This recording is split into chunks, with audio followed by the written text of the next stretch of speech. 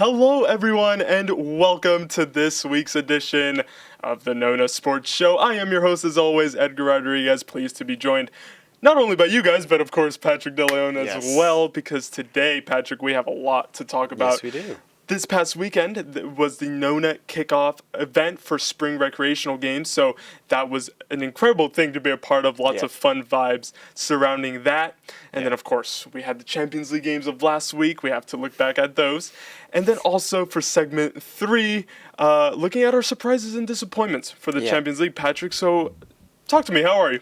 I'm all good. It was a lot of fun stuff going on with the recreational side of Nona soccer, and I'm just excited to kind of dive into that and what we had to do for that weekend as well. Yeah, so let's jump right into it. Yeah. Why don't we? We were there on Saturday, of course, at Heroes Community Park, Patrick, in collaboration with the Adventure Park as well here in Nona, and wasn't it just so, the vibes were immaculate, weren't they? It was fun. Even though it was kind of a cloudy, overcast day, everybody seemed like they were having fun, a lot of fun games. At least it wasn't cold. Yes, it was a nice, the weather was perfect, honestly. Yeah, it was. And it's always nice being near the water as well. Nona Adventure Park it's a nice, fun area for people to just go, hang out, have fun, especially with the fields literally right across the parking lot. Across the street. It's like the perfect environment to have fun. It really is. It really is. There was a ton of recreational games happening from 10 in the morning to 2. We were there for most of it. Let's talk about the games themselves, because you think recreational, and you might think, they're just having fun. But those kids want to win. Like, they are full-heartedly trying to win those games, and it's just fun to see them at that grassroots level. Of course, and I think that's the most important thing about it. You know, they're there to have fun, but they're also still hungry with that competitive desire, right? I think that's the most important thing, But as long as they're having fun, as long as everybody's enjoying themselves, it's still just a great environment to be around. Absolutely. For sure. And we also saw some competitive games. We saw new USL2 coach Bruno coaching his side right on the 11v11 fields next to the rec games. And that's an interesting dynamic, right? And that's something that Nona provides. Like, the little kids, they see the U18s right in the future. Especially now. Actually, I don't know if I should mention that. We'll hold off on that. Oh, okay. But it's still a lot of fun to see.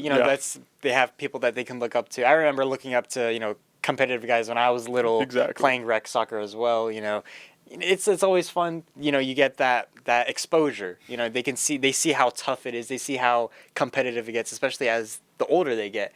And I'm sure there's quite a few of them out there that are looking to make that jump as well. Absolutely. So, continuing on the Nona fam is important for those little guys. So let's talk about one of them who caught our eye. It was Josue playing in one of the morning games, and we looked at him on the sideline. He was on the bench to start the game.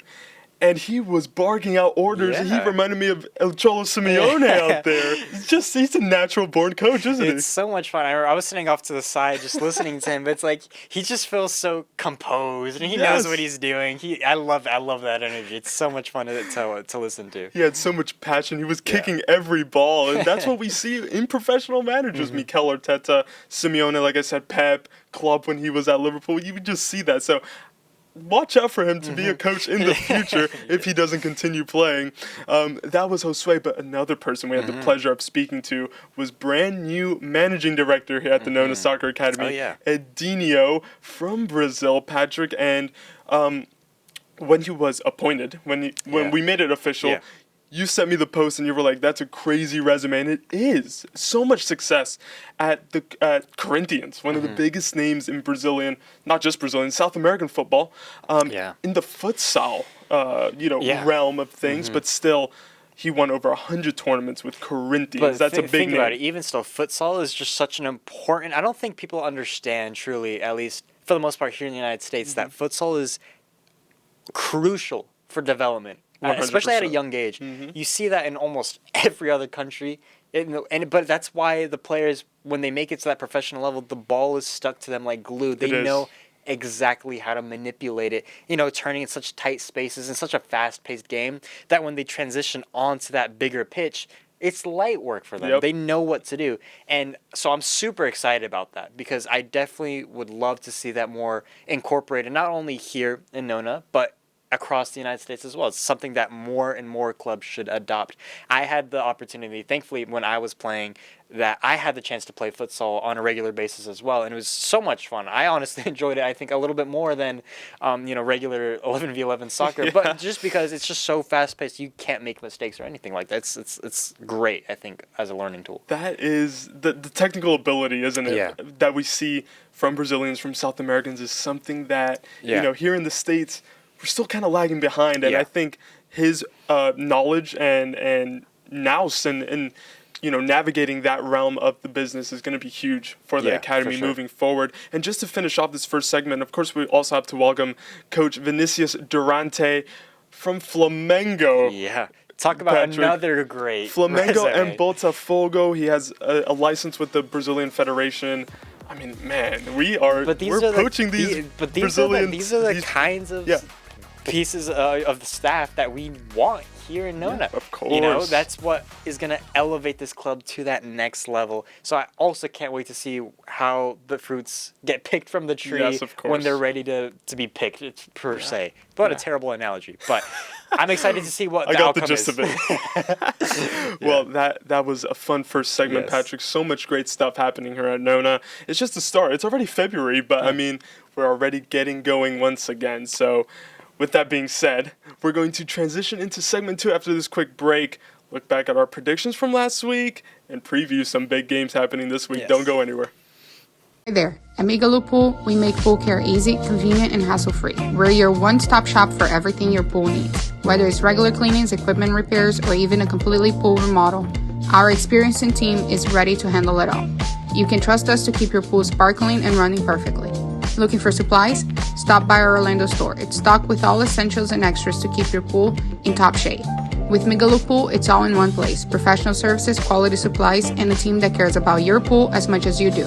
Let's make pool care simple and enjoyable. Contact us or visit our store and see how Migaloo can make a difference for you. And just like that, we are back. Patrick is still alongside me.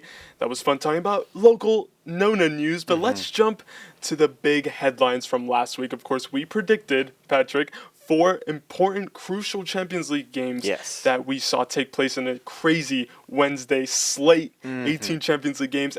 That must be one of the greatest moments in Champions League history, man. Having all those games happening at once. And a lot of them, almost all of them, were just really fun games to watch in general. So many crazy scorelines, or just the storylines, the drama of, who's going to drop, who's going to go up. It was just chaos, and I loved it. You didn't know where to look because there was something going on. Like, every single second, there was always something controversial or exciting or just something. It was a lot of fun. It was so much fun, right to the final whistle as well, all across Europe. We predicted 4 games, Patrick. Let's recap how we did. So I'll start with mine. Yes. PSV Liverpool. Liverpool ended up playing the kids in this game. Lost 1-0 and 2-1 leads in the first half. PSV went into halftime with a 3-2 lead and didn't give it up. So they ended up shocking Liverpool in the end, 3-2. We both went for a 2-1 Liverpool win. No points to get there. Inter Milan, I was hopeful that they would get more than a goal. They did, but they got one more than I thought. I went with 2-0. They beat Monaco 3-0. City Bruges, I had a feeling of that 3-1, and they came through to give me my first 5 points. I predicted 2-0. Almost. So only 3 for me, but almost there. Almost there. And then Brest, Real Madrid. Real Madrid going there, getting the clean sheet, 3-0. I said 4-1. Not as many goals as I thought, but still, Real Madrid winning out. Going over to your predictions, pretty similar. Again, 0 points for the PSV game. You went with the 1-0 Inter. Lautaro Martinez getting the hat trick there, surprising us all, getting more than a goal in a game. But still, 7 clean sheets in 8 matches. Crazy in the group phase. You said 2-0 City. Bruges did get that opening goal in the first half. They did. And, going into halftime, Bruges having that 1-0 lead, everyone was kind of on the edge of their seats. Yeah, I was even like, oh man, like City could actually lose this and get eliminated here. And then that did not happen. What a great finish from Kovacic to make it 1-1, and that kind of just sent City on their way. Floodgates at that point. City is one of those teams where it's like, when you have like those really bright LED headlights behind you when you're driving. That's kind of what it feels like, and you can't see anything, and they just get closer and closer. That's basically what that was. That's a great point. I love that picture you just painted. Oh man. But then you were just one goal away from getting it perfect. I was. For Brest Real Madrid. You gave Brest the goal. Madrid got the clean sheet. But still, I will take my, 9 points from 9 that? points. If we remember from the last episode. That's we are doing a point system. That's right. For something not so fun at the end of this season. But, yes, I'm sitting at 9 points now. You're at I'm at 11. I have, jumped into a little lead at the start. Not great. But, I mean, we have 4 very hard-to-call matches this week, Patrick. Yes, we do. To jump right into. So let's switch gears from the Champions League, of course. That is, put aside until the knockout round starts. We will look, in depth in the next episode. But the Carabao Cup semifinals are back, Patrick. Second leg. Let's start with Newcastle-Arsenal. Now, Newcastle went to the Emirates, got a 2-0 win against Arsenal. And, by the way, that has been Arsenal's only loss in 90 minutes in their last 22 matches, which shows how, Newcastle went there confident. Isak, again, with an incredible performance. They got that win. Of course, Arsenal did also lose to United in the Cup, but that was on penalties. What do we see happening here in St. James's Park? Because, Newcastle have lost 2 of their last 3 games at home. They lost 4-1 to Bournemouth, 2-1 to Fulham. Arsenal just came off of a 5-1. Yes, 5-1 win against City. Yes. Oh, Patrick, I was so happy. And I still am happy about that. Is there a little shift in momentum here? I think this is one of those tricky games. This is one of those tricky things right now because, they did beat Arsenal 2-0 the first leg. And now you said kind of a dip in form right now. Arsenal are just coming off a drubbing of Manchester City. Can I remind you of the score? 5-1? A 5-1 pummeling, right? Yeah, it was. So now Newcastle, I still think they're going to beat Arsenal, though. Wow. I still think they're going to go through. Okay. I'm going to, not actually, I don't know if they'll beat them in this game, but they're still going to go through. I'm going to say maybe a 1-1 here. A 1-1, but Newcastle still obviously go ahead. You know what?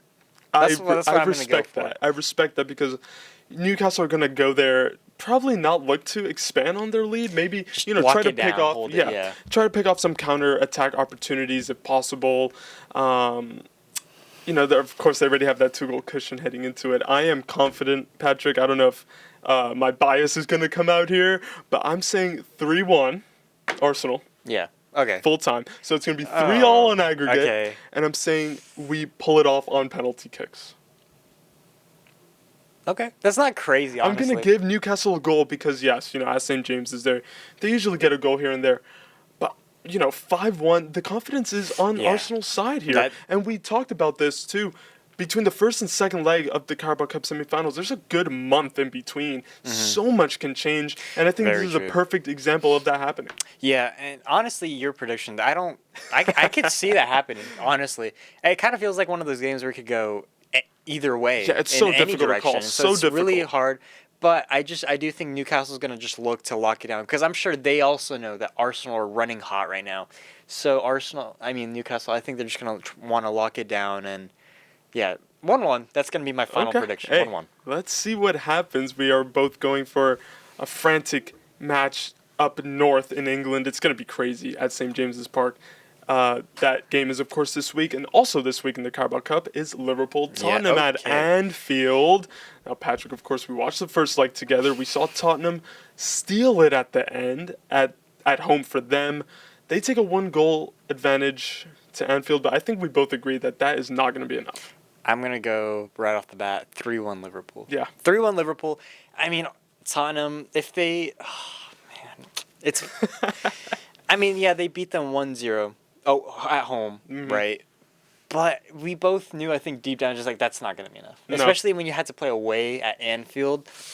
Liverpool and the season they're having right now, I don't see Tottenham being able to hold them back for another 90 minutes or so, right? Especially away. No. It's going to be 3-1 Liverpool. I would say that. I said 2-0 Liverpool. Okay. I think, again, they're going to go through. I think they're going to go there and, at home, They're going to have Anfield behind them. Tottenham did beat Brentford last time out in the Premier League, which is a big win for Ange. Yeah. But if you didn't watch the game, that scoreline doesn't tell you the full story. I mean, Brentford absolutely dominated Tottenham, and it was a lack of quality in the final third for the Bees that ended up hurting them, especially in Mbuemo. He had a poor outing at the GTEC Stadium. So don't let that Tottenham 2-0 win kind of throw you off there. I think Liverpool, I mean, they're just so good. Away at Bournemouth, 2-0, so solid. Salah brace, and Bournemouth, we know how good they've been this season. I think we're both pretty sure that Liverpool will be in the Carabao Cup final. And it's also just like Salah. You know, that's just Salah. I think that's the thing. Completely. I think that's the determining factor for me. It's just he's going to score. Yeah. He's going to score, whether it's 1, 2, or 3, he's going to score. And Tottenham can do nothing about it. No, I just don't see it. No, it's not going to go their way. It's not going to be pretty. I agree. That's enough of English football this week. Of course, the focus is on the cup games, but there is league action elsewhere, and we're going to go to Spain for our last two predictions because, my goodness, Patrick, this game, it's 5 or 6 days away, but I'm already, anticipating it at the highest level. Yeah. The Madrid derby, Real Madrid, Atletico Madrid at the Bernabeu. What a matchup. Think about it. This could easily decide the league title for the season. Without a doubt, this could literally decide who wins it, not only for Madrid or Real Madrid or Atleti, but we're going to jump into Barcelona in a little bit. But this could very much decide who comes out on top at the end of the season. This is a hard one, though. This is a hard one.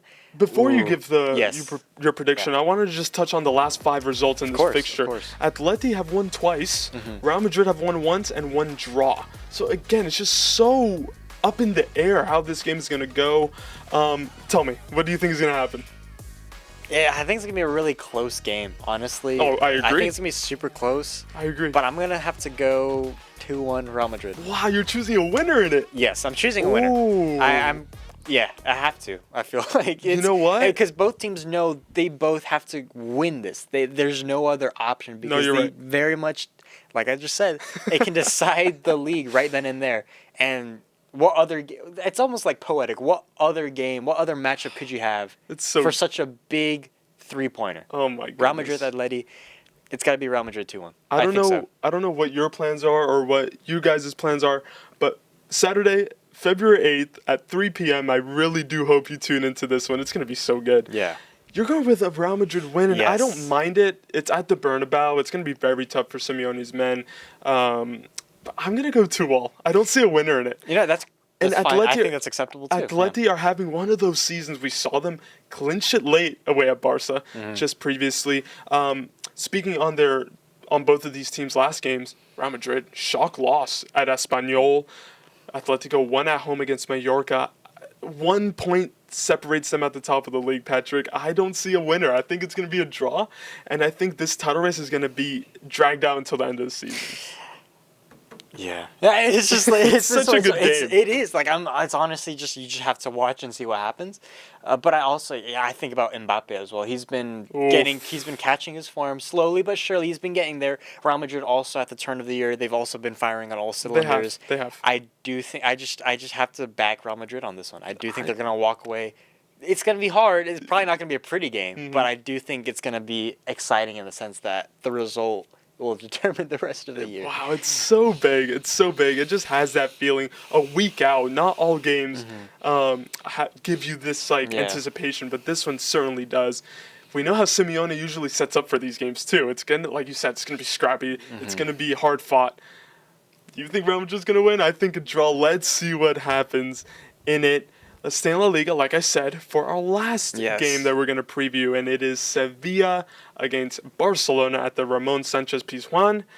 Now, looking at the league table, Barca 4 points behind Real Madrid in 3rd place. Sevilla sitting mid-table in 12th. Is it just as simple as saying Barca are going to go there and win? No, because I feel like even though Sevilla have been a little bit not up to par as they have been in years past where we've seen them, be very successful, especially in Spain. Barcelona, they also have one of those, even though they're sitting at 3rd, it still feels like their season is just up and down. It's a roller coaster of the season so far. Right now. Yeah. And I think they understand that there's urgency in this if they want to keep their title hopes alive, Absolutely. they have to go to Sevilla and win to make sure they're still within touching distance of Real Madrid and Atletico.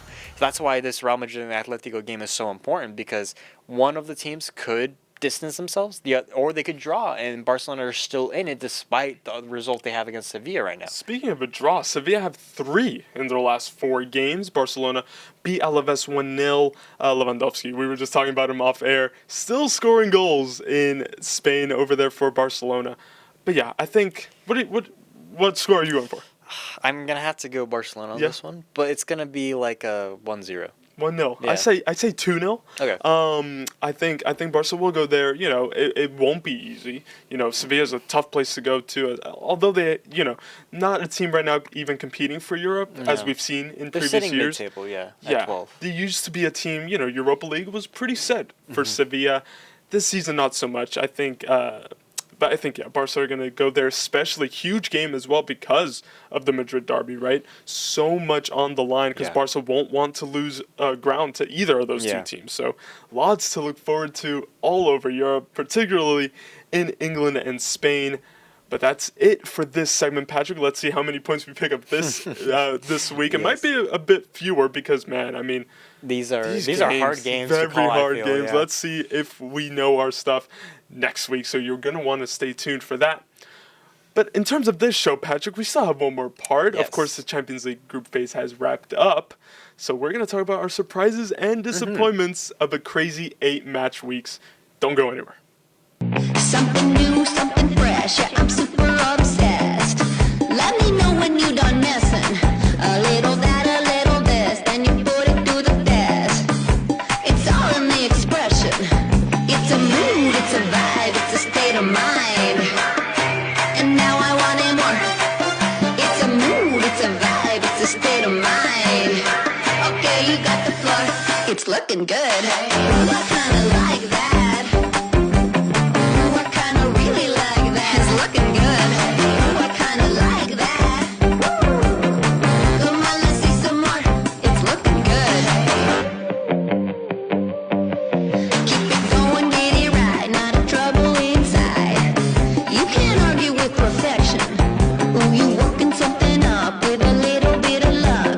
All right, Patrick, we have made it to the end of this show. It's been a fun one this week. I've thoroughly enjoyed it so far. But this third segment, we had to come up with something a little different, and of course, it's perfect timing because the group phase gave us a lot of surprises and a lot of disappointments for us to talk about. Patrick, why don't you start with your surprise? So, I mean, with this new format and this new, style of Champions League, I think everybody was pretty pessimistic heading into it, right? We didn't really know what to expect. Sure, we didn't know how things would shape up. We had our doubts. Yeah. I definitely did as well. But I think we can agree, it's probably been one of the best ideas. Man, it was so good. Like, I'm not really one to change things that have, worked for a long time, right? But I mean, man, the league phase was just so much fun. It just felt so chaotic. Yeah. So for me, I'm going to go with Liverpool as my surprise. Okay. How they finished at the top of the table. Fair. 7 wins, 1 loss. Again, that final loss coming against PSV on the final match day. But I mean, even still, like, wow. Liverpool have just been having an amazing year, not just in Champions League, but in the Premier League as well. But specifically the Champions League, I mean, 21 points. It's plus 12 goal differential, 17 goals and conceding 5. It's just so solid, in 8 games. Man. Yeah, no, incredible. Liverpool, I think they're one of my contenders in terms of winning the Champions League this year. They've been phenomenal in all aspects, but only lost because they didn't really start their main guys. They gave, the younger guys, the academy players more of a chance. And you can't fault Slot for doing that. No, because, I mean, realistically, what did they have to lose? He was safe, exactly, nothing. They already had first place secured. Nothing was stopping them anyway. Exactly. But, so might as well throw in the younger guys, give them experience, right? Yep. But I would have liked if they had gone unbeaten. But no, I mean, Liverpool, they're just a machine right now. Yeah. They are like what I almost feel like Manchester City have been in years past right now. That's great. Like just a machine, unstoppable. I agree. Liverpool have taken over that role, made it theirs, and man, nobody can stop them. Because even if you go over to the Premier League, the same form applies there. 17 wins, 5 draws, 1 loss, 56 points in the Premier League, right? who's stopping them? Nobody's no stopping one at the them. moment. So Liverpool, they're having a phenomenal year. And of course, I feel like I've said this so many times already. I got to find another team to talk about. But it's just like, how can you not talk about them? How can you not, especially with what Arne Slot has done this year, filling in for, Jurgen Klopp, big boots, big shoes to fill, I think. Yeah. But he's gone in there. I saw a post on Instagram, and he was just smiling. He had such a wide smile on the dugout, on the bench away at Bournemouth, because he just knows. His team. He just knows he's that good. Yeah, exactly. That good. exactly. He just knows, and exactly. That's the kind of guy that any player wants to play for. Yeah. Absolutely. And so, the knockout phase draw was made. Yes. And so Liverpool and Barcelona are going to face either Brest, PSG, Monaco, or Benfica. So those 4 teams, Liverpool are going to fancy their chances against any of those 4. Oh, yeah, for sure. And, Liverpool is always going to be the big dog in these matchups. So you can't not go for Liverpool in these cases. They're not the underdog anymore, I feel like. Not this season. Not this season. Liverpool, they're a historic club. They're a massive club, right? Yeah. But sometimes it feels like, okay, they have a challenge ahead of them, right? But right now, it just feels like, they're just going to push them out of their way, let me get to the final almost.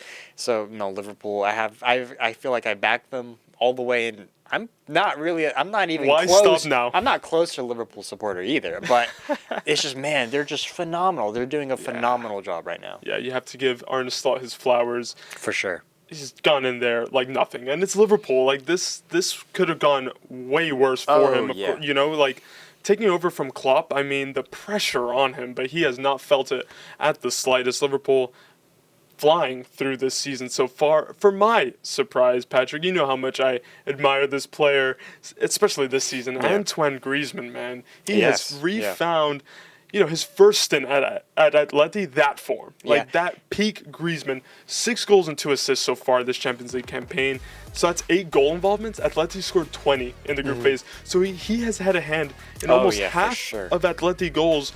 And in the last 5 games in the group phase for Atleti, they won them all. And he was crucial in every single one of those wins. Yeah, for sure. And Antoine Griezmann, he's always been a really good striker. I've always felt he's been one of the better or best strikers in the world.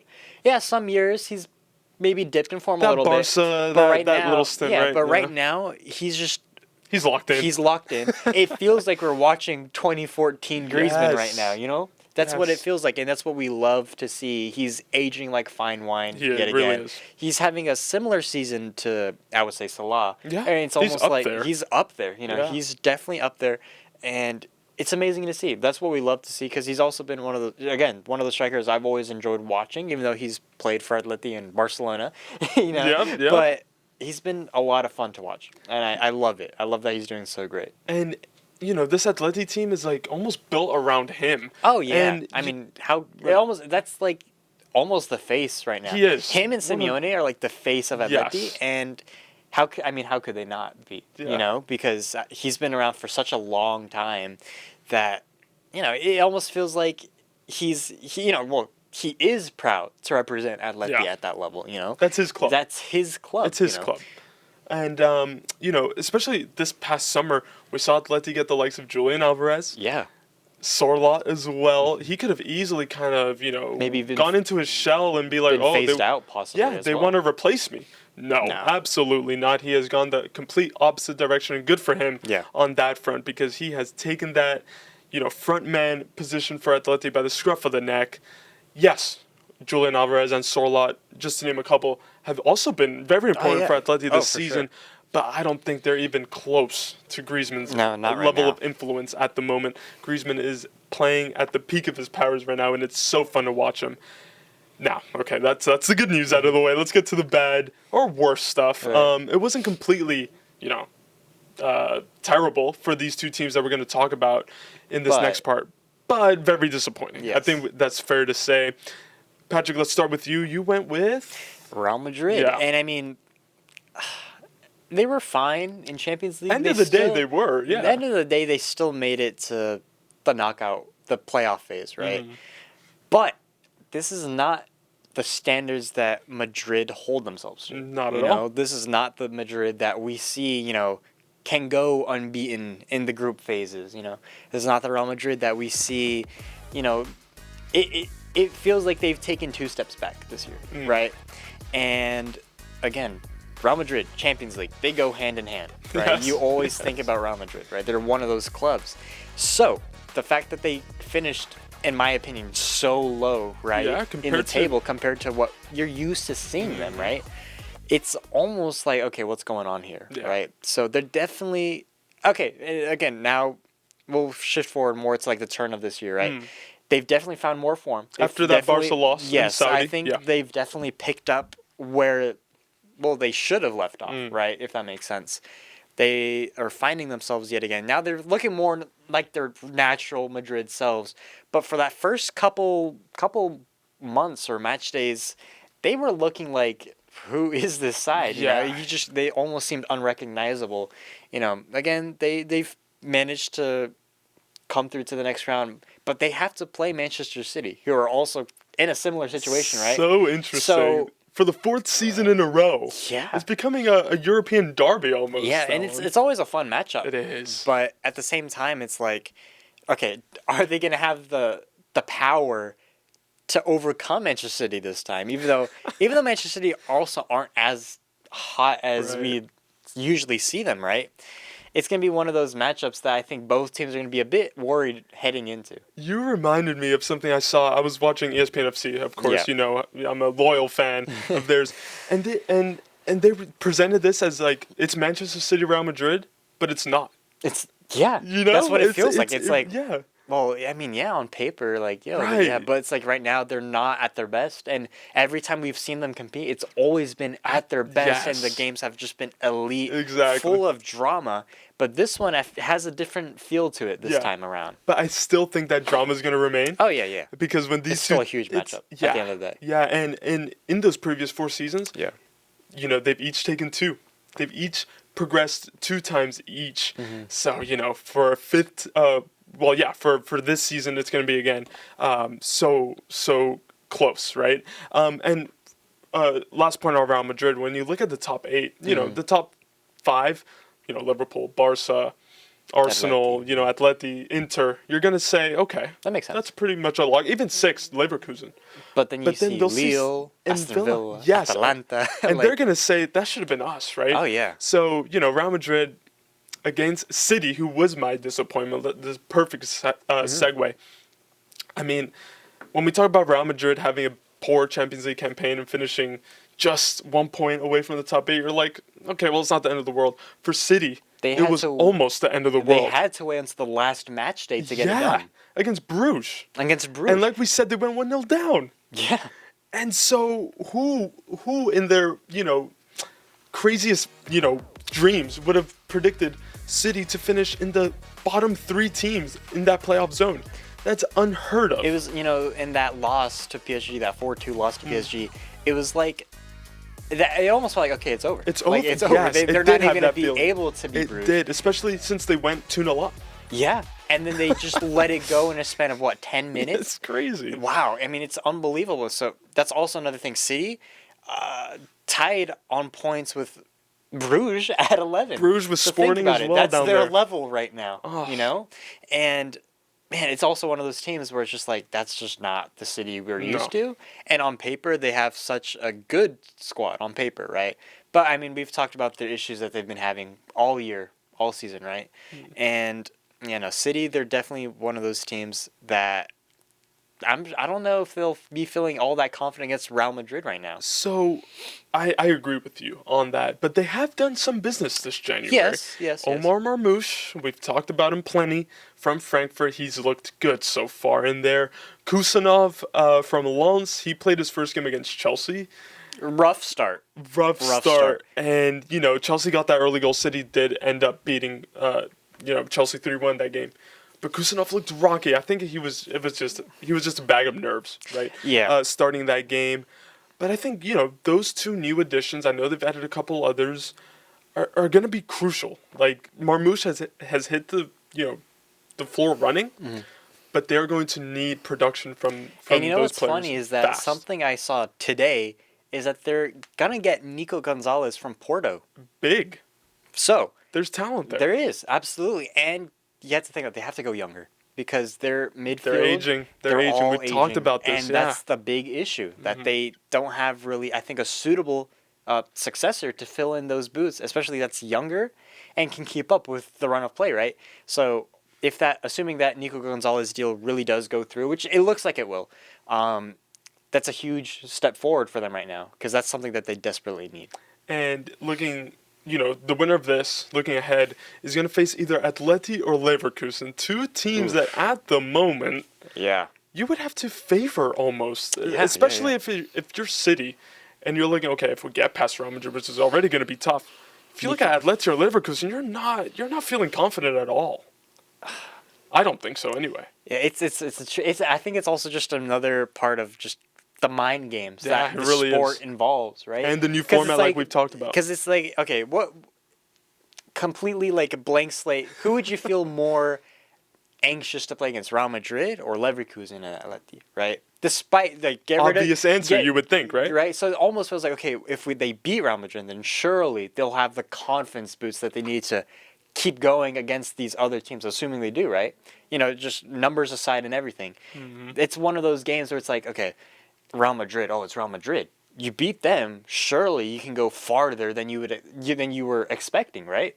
It's one of those mind games, I feel like. But we'll have to see. And usually you can say the same about City. And that is the thing that is so interesting about this season. It's thrown so many curveballs at us. And like we said, first time we see this knockout phase in the Champions League, it's going to bring so many surprises. But that's about it for this episode, Patrick. It's already been episode 4 of the Nona Sports Show this season. It's flying by, but we're enjoying it. It was a fun one this week. Thank you for joining me again. Next week, again, we're going to look back on a crazy week of games. It's just week on week, right? Yeah. There's no rest in European football. And we hope you'll be here to join us next week, like I said. But from Patrick, from myself, from Nona Studio, thanks for watching. Catch you next week.